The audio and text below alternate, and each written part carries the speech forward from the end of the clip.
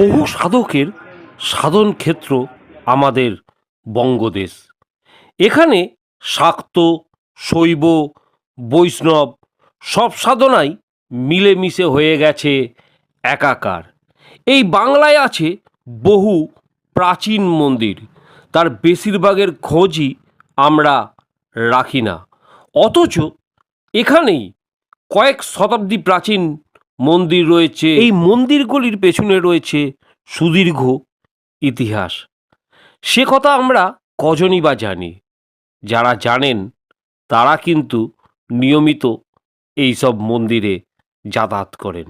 এমনই এক মন্দির হল দুর্গাপুরের কাঁকসা থানার আড়া গ্রামে রাড়েশ্বর শিব মন্দির।